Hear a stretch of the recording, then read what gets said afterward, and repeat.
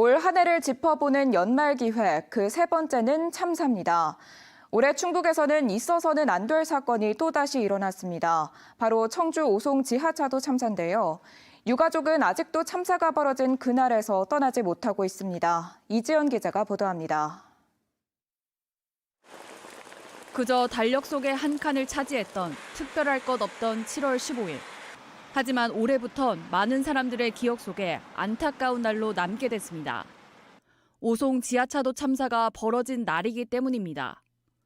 단 2분 만에 물에 잠긴 680m의 지하차도는 14명의 생명을 앗아갔습니다.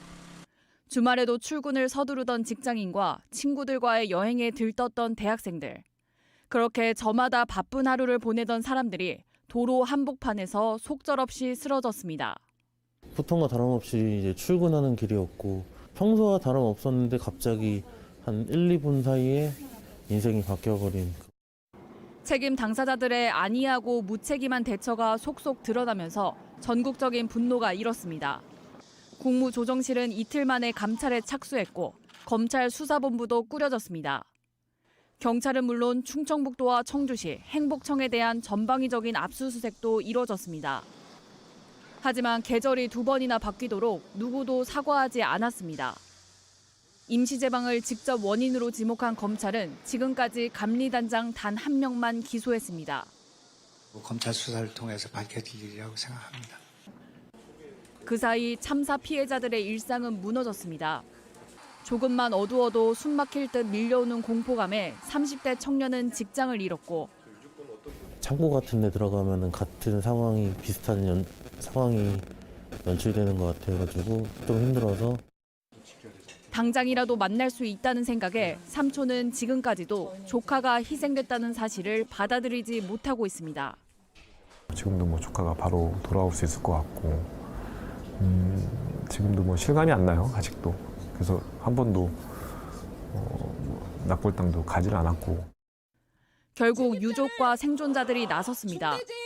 유가족 모임을 결성해 진상규명과 함께 책임자 처벌을 요구했고 더 이상 기다리지만 않겠다며 자체 조사위원회도 꾸렸습니다. 검찰 수사만으로 밝혀낼 수 없는 사회적 책임과 관련해서는 진상조사위원회가 구조적인 문제에 대해서 좀 규명하고 6년 전 29명이 안타깝게 희생된 제천 스포츠센터 화재 참사. 유가족들은 참사를 잊어서는 안 된다고 거듭 강조했습니다. 세월호나 이태원 참사처럼 누구도 책임지지 않는다면 또 다른 참사가 되풀이될 수밖에 없다는 이유에서입니다. 어떠한 참사라도 잊어지면 안 되는 이유가 자꾸 잊고 그러다 보니까 다른 참사가 자꾸 발생을 합니다. 이제는 돌아올 수 없는 누군가의 사랑하는 가족과 친구들. 남은 사람을 위해 필요한 건 잊지 않겠다는 약속입니다. 회복이 좀 안 된다고 생각해요. 신원하기 위해서 마지막 그 모습을 봤을 때 그 모습이 아직도 이제 머릿속에 남아서 쉽지 않아. MBC 뉴스 이지연입니다.